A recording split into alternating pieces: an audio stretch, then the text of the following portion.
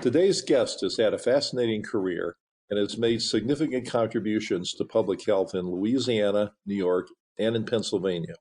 He says he learned the true value of public health investigating syphilis and Legionnaire's disease outbreaks while working for the Center for Disease Control's Epidemic Intelligence Service. He's worked on the front lines to prevent and control infectious diseases such as HIV and sexually transmitted diseases, and his research on obesity led him to see the obesity epidemic in our country as an outcome of an unhealthy environment. Dr. Thomas Farley is health commissioner for the city of Philadelphia and has led work to pass a tax on sugar sweetened beverages, seen widely as a significant success in health policy. I'm Kelly Brownell, Director of the World Food Policy Center at Duke University and Professor of Public Policy at Duke.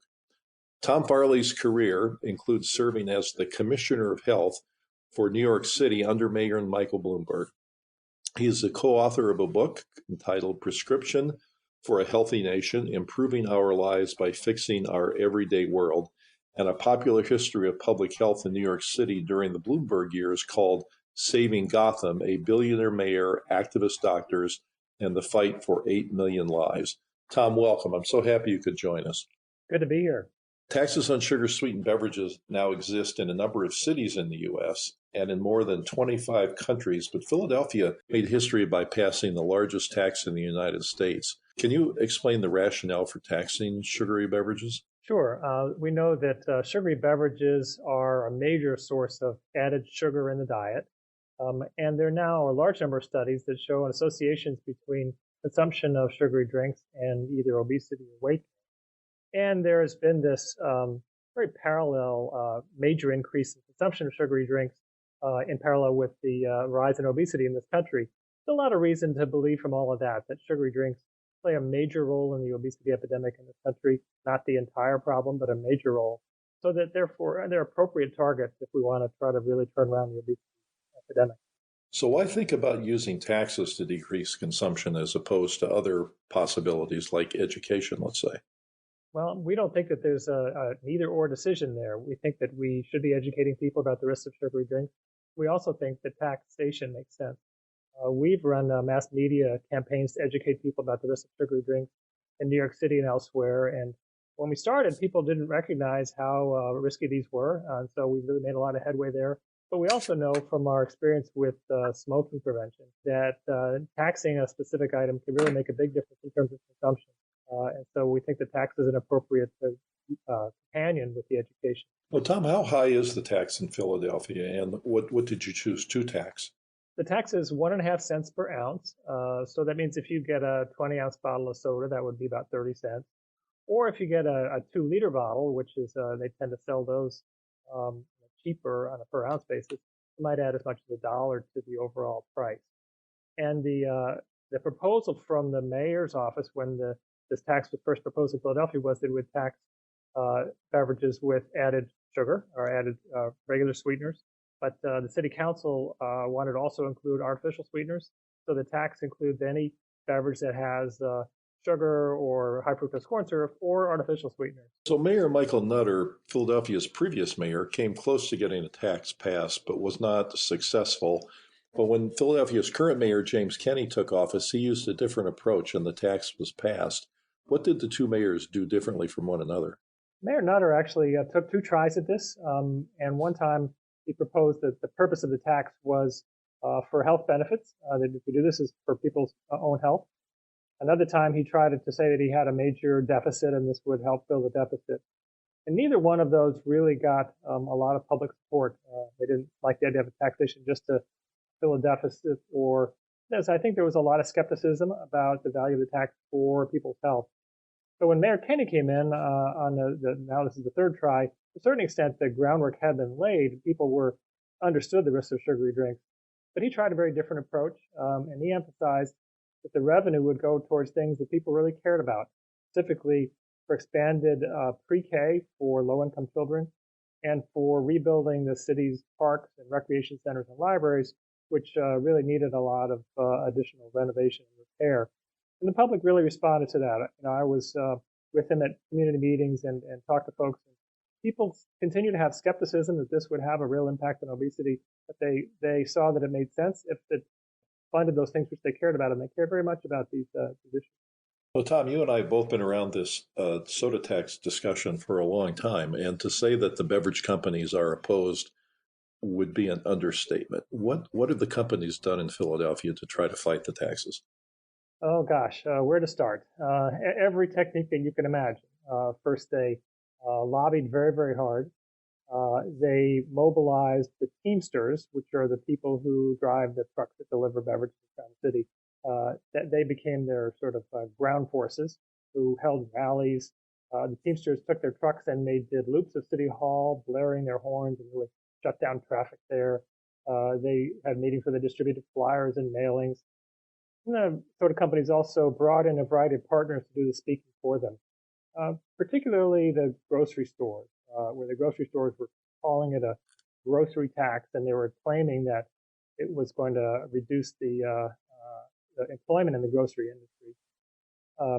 The soda companies also produced a series of pseudo-scientific studies and pseudo-economic studies saying how ineffective and damaging this would be on the city. They wrote op-eds in the paper. They sued the city over the tax. They are now funding an effort to preempt the tax at the state level in Pennsylvania. And in the upcoming election, they are funding opposition candidates to challenge the mayor and I would presume city council members. All this is costing them certainly in the millions, maybe in the tens of millions of dollars. It's hard to reconcile, isn't it, their arguments that the tax won't work with how much money they're spending to fight it. Yeah, and it's hard to reconcile their argument that this is somehow bad for the economy. But, if they took that, whatever it is, 10, 20, $30 million and just employed people in Philadelphia, we would have a huge employment boom in the city. Yeah, I know with tobacco and also with soda taxes elsewhere, it's been common for the industry to create front groups with wholesome sounding names to be the spokespeople for these efforts to challenge the taxes. Does that happen in Philadelphia as well? Yeah, absolutely. You don't hear it being spoken of from the beverage companies themselves, not from Coke and Pepsi. They created a group, and I've forgotten its name. It's something like People for No Grocery Taxes or something like that. It's the beverage companies that's doing this, and they're the ones coordinating all the efforts of all the other groups that are most prominent. The voices that you hear the most are the grocery stores, and you have that have gotten some success in persuading people in Philadelphia that this tax has been damaging to the grocery industry, which it has not been. They've managed to make headway with that claim. Well, Tom, you mentioned one of the challenges the industry has filed is to stop the tax by challenging it in the courts. On what grounds did they challenge the tax, and what was the outcome? Well, the central claim was that this was effectively a sales tax, and the city of Philadelphia does not have the legal authority to pass a sales tax. But it's not a sales tax. It's a tax on the distributors of sugary drinks. And those distributors can choose to do what they want with it. They could pass the tax on in the prices that they charge their retailers. The retailers can choose or not to pass that tax on price to their customers. A sales tax is something that you apply right at the retail store. The customers clearly pay. So this is different. But that was their claim, that this was effectively a sales tax. They also argued that the tax was not, quote, uniform, unquote. And there's a principle in Pennsylvania and probably other laws too, that any tax has to be fair. You can't say, well, I'm going to tax your house, but not the house next door. Uniformity is in the eye of the beholder, but the tax was on all sugary drinks in the city. They did not make any headway on the uniformity argument, and the sales tax argument went all the way up to the Pennsylvania Supreme Court, and the Supreme Court ruled in the city's favor. They said this was not a sales tax. The city had the authority. So is it too early to know what the impact of the tax has been on consumption of these beverages? No, we're now getting a number of studies that are coming out that are giving a very consistent picture. First, in work that we've been collaborators on, we see that sales of sugary drinks in the large grocery stores, the ones that have electronic scanners, fallen by about 50%. Then in surveys that have been done, people on the street and on the telephone surveys, self-reported consumption is down 35 to 40%. So overall, there's no question that this had caused a big reduction in sales and consumption of sugary drinks in the city. So, what about the industry predictions that people would lose jobs and that consumers would flee across the Philadelphia border to buy their soda elsewhere? Philadelphia has a long border. It's not geographically a very large city, so it is easy for people to, just travel a few blocks, get into the suburbs. And the studies of grocery store sales do suggest that there are a small number of people, or there's a small increase in grocery store sales right at the border.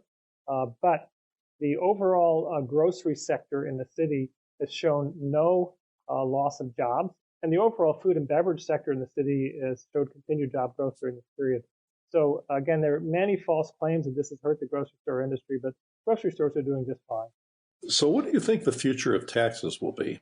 Well, I expect that this is something that other cities are going to see the success of Philadelphia and want to do. Now, the beverage companies clearly are fighting this not just for Philadelphia's sake, but also to scare off other places. So there will be continued conflict when communities try this, but there's no question that you can get through the conflict, and that it achieves its at least a short-term goal of reducing sugar drink consumption. And I'm very optimistic that it's going to achieve its long-term goal of helping to slow, if not turn around, the epidemic of obesity. So I believe you're going to hear a lot more about this. Well, Tom, you've been a real public health pioneer, not only with sugar beverage taxes, but in other areas as well. So it's very nice of you to share the history of this story, and it'll be interesting to see how it gets written as time goes forward. And I know that you're going to be a central figure in those efforts. So thank you so much for joining us today. Thanks for your interest. Our guest has been Tom Farley, Health Commissioner for the City of Philadelphia. Thank you very much to our listeners. Please subscribe to the Leading Voices in Food at Google Play, Stitcher, Radio Public, or Apple Podcast, or by visiting our website at the Duke World Food Policy Center. This is Kelly Brownell.